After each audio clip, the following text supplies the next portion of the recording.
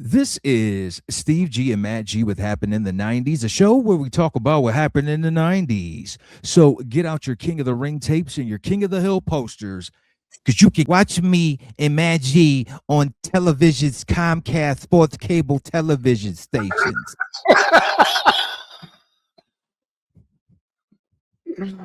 Today, my friend, we're talking all things February 26th in the 90s. Hello, ho! Starting off in 1992, Seinfeld is airing season 3, episode 18, The Limo.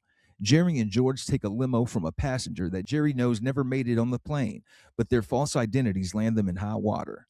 Hilarity ensues. This is a good one. I've never even seen this one. I love it. What's the deal with these airport restaurants and the prices of food at airports? I mean, this guy's literally doing an airplane food joke, Steve. What's that about?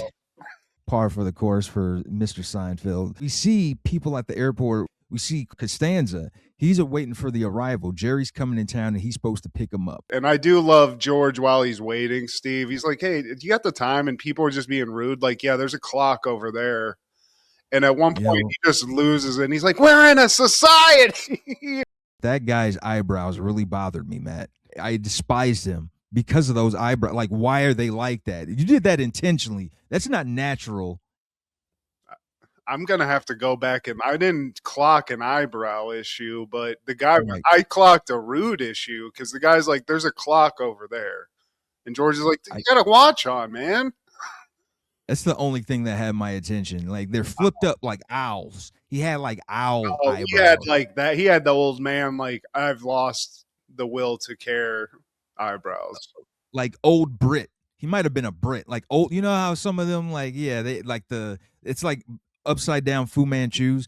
But anyways, yeah, Jerry shows up and he finds out that Costanza doesn't have a car. So they're trying to figure out, what do we do now? And then they turn to the left and they see that there's a limo waiting. What do you call them? Limousine driver waiting line? Chauffeur. Yeah, whatever you call it. Chauffeur. Yeah. He sees the chauffeur holding a sign. One of them says O'Brien. Jerry's like, well, he's going to be waiting here a while because O'Brien never got on the plane because Jerry was on the plane. So that O'Brien guy, apparently there was a bunch of announcements. He never caught the flight. So Jerry knows, unlike anybody else at this airport, including George, that O'Brien, that guy's waiting for somebody who's not on that plane. George is like, you know what, man? Great idea. Car's messed up. Why don't we just say we're O'Brien real quick and get this limo ride into the city? Which, honestly, Steve, just at first glance, that is a good idea. Because this is back before the internet, man. They don't know nothing. It's not like they got a dossier. Diva George says, what's the worst that could happen? They're not going to kill us. So who's going to be O'Brien? Well, I'll be O'Brien. Well, who am I going to be? So they make up a name. Your name's going to be Murphy. Dylan Murphy. Very 90210 sounding name. Plan works perfectly. George sells the O'Brien thing. The limo guy's like, cool, let's go. So they get in the limo. George, as soon as he gets in, this guy's having just limo fever, Steve. He just feels great about being there. He's hitting all the buttons. He's pulling like a Macaulay Culkin in Home Alone 2, where he's just living the life. Totally. Yeah, he's even making phone calls. I didn't even know you could do that in the 90s. Make phone calls from the back of a limo. I think he calls his mom. His mom, that's what it is. And he ends up getting into an argument with his mom. So they get off the phone. They're talking. And he's like, man, I wonder if the driver can hear us. Hey, driver, why don't we pick up your sister? You fucking hump. I question this all the time in these scenarios. I'm like, this guy has to be able to hear. You know? Hey, wiener face. But the guy apparently can't. Or he's acting like he can't. So they're like, hey, limo driver. They put the little divider thing down. And they ask him to take him over to Jerry's, you know, drop him off. That was kind of the plan. But the guy's like, no can do. I picked you up to go to Madison Square Garden, and I got those 4 passes you asked for. So now this is like a dream come true. 4 passes to Madison Square Garden. What? And the Bulls are in town. They're going to see Jordan, Matt. They're going to see MJ, his airness. Sometimes I dream that he was me. Nothing but net. This is bonus right now. They're living on cloud 9. free limo ride, free 4 passes to a Knicks Bulls game in MSG, Steve. This is the cream dream. So they're like, you know what? Let's get Elaine and Kramer in on this. We got 2 extra ticks. Let's call the homies up. So Jerry calls Elaine, tells him that we have 4 passes. We'll be picking you up in a limo, by the way. And just remember, I'm Murphy and George is O'Brien. Which honestly, man, just having Kramer in the mix on this, I wouldn't trust this. You can't keep that wild card in there. But Elaine's like, cool, got it. So they tell the driver, got to make a stop real quick. The driver's very like, I know. So they're like, oh, shit. So he's going someplace else. They get off the highway and they're like, wait, where are we going? The driver's like, oh, we're going to pick up other members of your party, sir. So now they're like, oh, Jesus. So they're stuck. They're O'Brien and Murphy, and now they're going to pick up 2 other people who God knows what they are. You know, Steve? You don't look like an O'Brien. So they finally get to these other people. I think they found out that the people didn't know what O'Brien looked like. Maybe I'm misremembering this, but they finally get to these 2 people, and it's these 2 like kind of weirdos, Steve.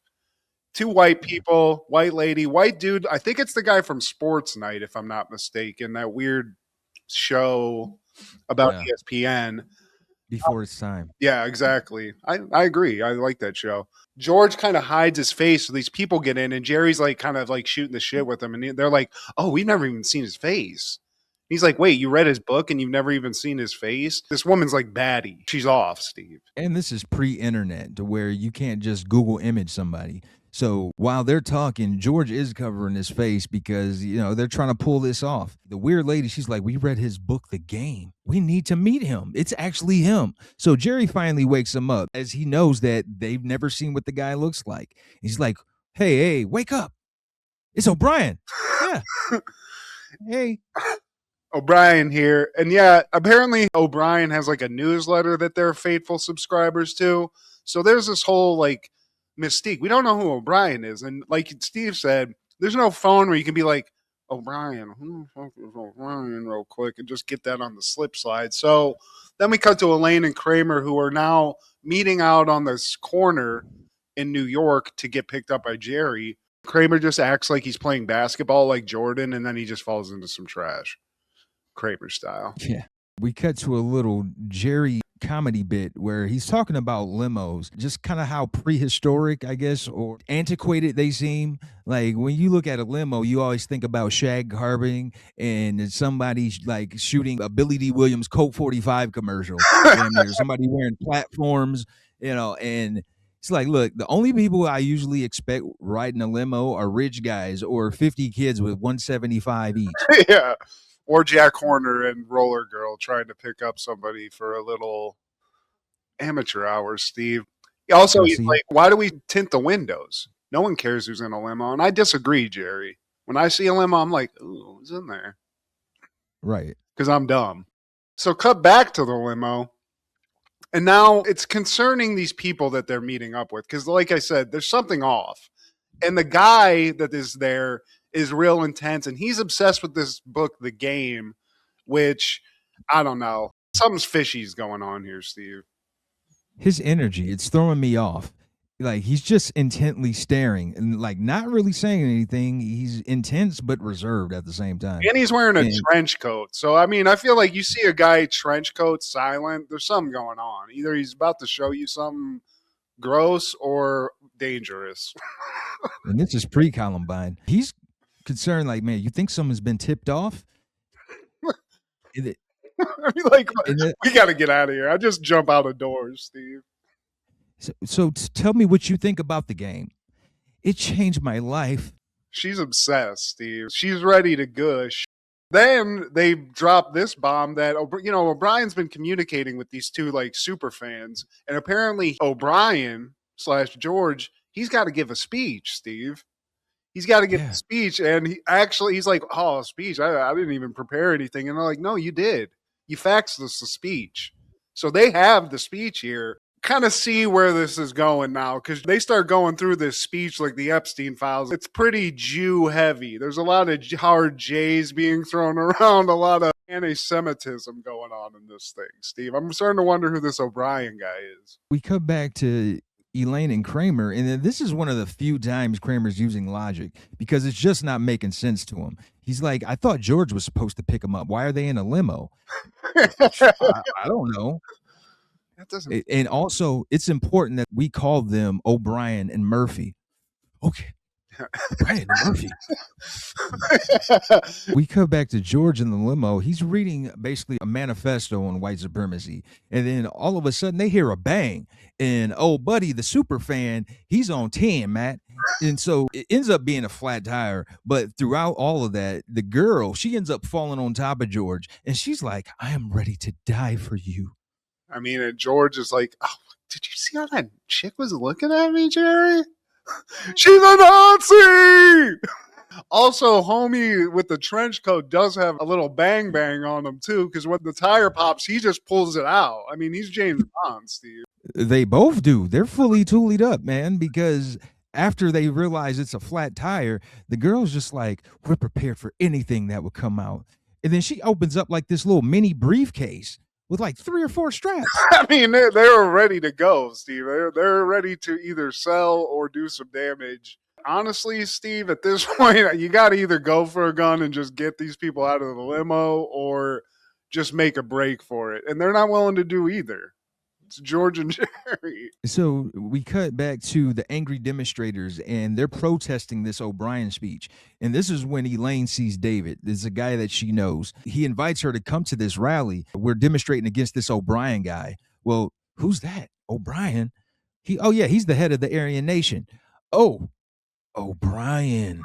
Oh, now Kramer goes off, Steve, because now he thinks a million things. Maybe Jerry is O'Brien. Maybe he's in the CIA. Maybe something else is going on here. But Kramer weirdly is like the only one that's kind of like prescient in this whole episode, which is very anti-Kramer. He actually knows what's going on, but because it's wacky as hell, he never gets the kudos, Steve. I don't know, man. When he found out it was about the Aryan Union, I saw a little sparkle in his eye. Oh, I mean, I'm not. That's Michael Richards, though. That's Michael Richards. You know what I yeah. mean? That's just he couldn't help that from coming out. He's not that good of an actor, so. Harry. It starts getting real Jay heavy here, and Jerry's like, "We gotta get out of here." He's saying what I'm saying, but they just can't get out. So Tim, who is the white guy, I realized I finally found his name. Tim, the white guy, Tim, the Nazi. He's like, "Really? You know what? You don't look like an O'Brien. Where are you from?" And they can't even fake. I mean, they try to fake it, but luckily they don't get shot. But Tim's kind of onto him, Steve. Yeah, and he's trying to stay in the limo. George is like, "Hey, we need to have a one-on-one session. You mind?" He's like, no, we're about to leave anyway." He's like, "Hey, man, who's the head of fascism? Who made racism cool? You know, this guy." So he's kind of like a little puppy in a way too. George is like, "Look, we get to Elaine and Kramer, and then we get out. Look, dude, they're not going to shoot us in the city." And Jerry's like, "Yeah, they won't shoot you in the city because that's never happened in New York." Yeah, also they're Nazis. They're not thinking clearly anyway. It's two things coming to a head here. So finally, they're like in this, they're being questioned. It's almost coming to a head in the limo. Kramer and Elaine are getting into like a little bit of an argument too. And the limo gets there, they get in, and Kramer instantly shits the bed. He calls Jerry O'Brien, which is not correct. And then immediately Tim's like, "Wait, why'd you call him that?" And the jig's basically up, Steve. The protesters, all this is happening. They start rushing the car once they see the limo. And on top of that, they get a phone call from the real O'Brien. And so once the super fans get hip, they basically have everybody at gunpoint. Yeah, they're not too happy about it. Nobody's happy outside or inside this limo. Outside, it's chaos. They're trying to flip the limo. They have the Aryan Nation. I mean, by all means, flip this limo. But the Nazis tell them to get out. And everybody thinks George is O'Brien because nobody knows what this guy looks like. I'm surprised they didn't get ripped apart, Steve. And then as they're leaving the limo, Elaine sees Dan, or Dan sees Elaine. She's like, Dan, because she's in the limo, and he's like, what the fuck? Yeah. Yeah. So then we cut to like a press conference on the New York News, and we pull out, and it's just George like, I'm not O'Brien. I'm not O'Brien. That's a tough one, Steve. That's a tough one. You got to really hope you get out alive. But I love Jerry's last comedy set too, because I like he points out, like, Nazis kind of had the formal Zig Heil, and then they kind of had that casual, like business casual Zig Heil. I was like, hey, what's up? Zig Heil, whatever. Yeah, fuck it. Yeah. Don't get into somebody else's limo, Steve. You think it's going to be all gravy, but there's no free rides.